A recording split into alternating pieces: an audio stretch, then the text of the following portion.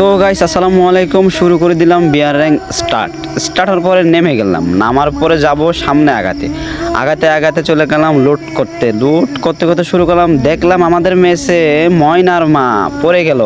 তুমি কী করা যায়? এখন তো সবাই আমাদের টিমমেট সবাই রিয়াকশন বেড়ে গেল যে ময়নার মাকে মারবে, বিবেস মারবে।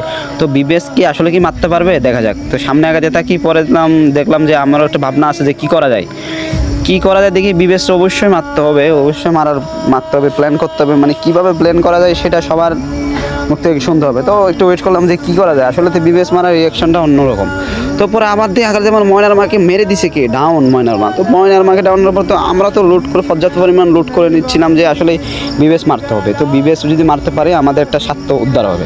তো আমাদের একটাই আশা যে বিবেস মারা। তো আমরা তো যাই হোক লুট করে নিলাম, উড়াধুরা লুট। তবু আমার টিমের একটা শেষ অলরেডি। তো সবাই বললাম যে সাবধানে খেলতে। তো সবাই সাবধানতা অবলম্বন করতে না করতে কী করবো, আর একটা আমার টিমমেট ডাউন হয়ে যায়। তো পরে আমি কি ভাবলাম এখানে কি আমি কি বাঁচতে পারবো, পরে না বাঁচতে পারবো। আমার টিমমেট প্রায় সবগুলো শেষ হওয়ার পর আমি কি করবো, টোকেন আমার কাছে 400 টোকেন আছে। তো আমি কি করলাম যে এখন বিবেস কি মারতে পারবো না, নিজে মরে যাবো। তো নিজেই মরার আগে সবগুলো আগে দেখি টোকেন কালেক্ট করতে হবে। গাড়ি একটা যেহেতু আছে, টোকেন কালেক্ট করার পরে 800 টোকেন হবে যখন আমার। তো এই গাড়ি দিয়ে 200 টোকেন নিলাম। 200 টোকেন নেওয়ার পরে যে আবার ময়নার মা ডাউন, আবার ডাউন, 2-3বার ডাউন হয়েছে ময়নার মা। বিবেস শুধু খালি ডাউন হচ্ছে। তো পরে আর এক সময়তে বিবেসকে কি খুঁজে পাওয়া যায় তা দেখা যাক। তো 800 টোকেন দিয়ে আমি কী করলাম, আমার একটা টিমমেটকে রিভাইভ দিয়ে দিলাম। কারণ দেখা যাচ্ছে যে আমি কোন সময় আমাকে এনিমি মেরে দেবে। তো অবশ্যই বিবেস মারা আমাদের স্বাস্থ্য বন্ধ হয়ে যাবে।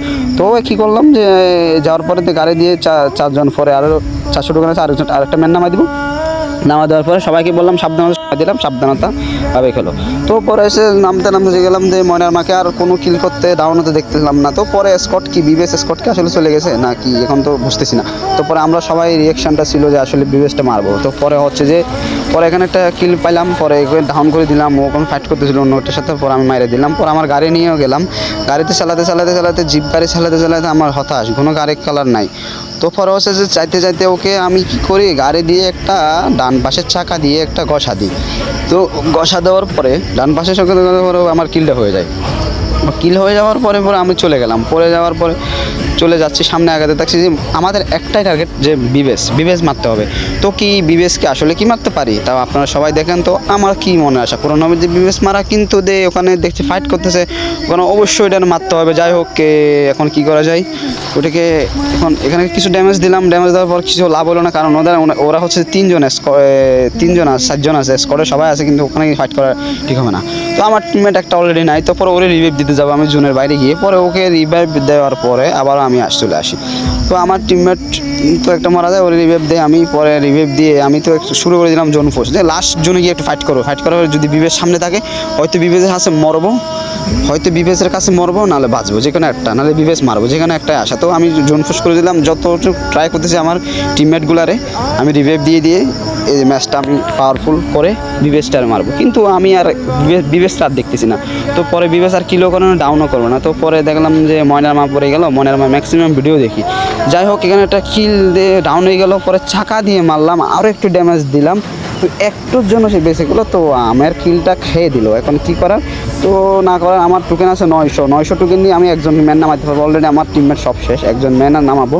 তো যাই হোক একটা আমি নামাতে পারি কিনা দেখি, কারণ লাস্ট জোনের মধ্যে কেমনে আমি ম্যান নামাবো। তো পরে আমার কাছে কোনো মেডিকিট নাই। তো একটা বুদ্ধি গেলাম, পকেট বেন্ডিং আছে, পকেট বেন্ডিং থেকে নাইমা আমি পকেট বেন্ডিং থেকে নামে আমি 2টা মেডিকিট কিনে নিলাম 200 টাকা দিয়ে। পরে ফ্রি মেডিকিট নিয়ে নিলাম। পরে আমি তো ভাবছি আমার টিমের সবাই শেষ, ওখানে আমার শেষ, ওখানেই শেষ আমি। তো পরে আর কি করব যে না, এখানে গাড়িতে উঠলে বোঝা যাবে। তো আমার যেহেতু সুপার মেডিকিট আছে, আমি গাড়িতে উঠে মেডিকিট করতে থাকি যে একটু বেঁচে গেলাম। তো বেঁচে যাওয়ার পরে এখন কি করব যে একজনকে অবশ্যই নামাইতে পারবো। 700 টোকেন যেহেতু আছে, ওকে ওকে অবশ্যই সেভ করে খেলবে।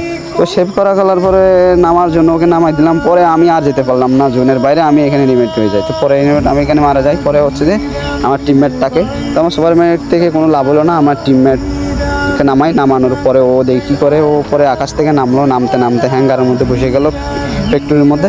তো ফ্যাক্টরির মধ্যে কি করবে এখন, একটাই টার্গেট যে বিবেস কি এখনও আছে না আমার ধারণা, কারণ বিবেস নেই। কারণ বিবেস থাকলে অবশ্যই কিল করতো, না রে ডাউন হতো, এটা বোঝা যেত। যাই হোক, তো আমাদের এটা আশা ছিল, কিন্তু আশাটা হলো না। ওদেরকে মারতে পারলাম না। তো আমরাও নিজেরাও কিছু করতে পারলাম না। যাই হোক, তো আমার টিমমেট কী করে একটা হচ্ছে যে গুলাল মারে, সামনে গুলাল মেরে গিয়ে একটা ম্যান হেডশট লাগায় ও কীভাবে, কিন্তু ওকে ডাউন করার পরে ওর এসপি ছিল মাত্র 30 এসপির মধ্যে ও কী করবে, ওখানে কি ফাইট নিতে পারবে? তো পরে ও নিজের কিলটা নেওয়ার জন্য এ করলো, পরে জোনের বাইরে মরে গেল, অন্য জনে কিল নিয়ে গেলো, তো ওরাই বুঝে নিল।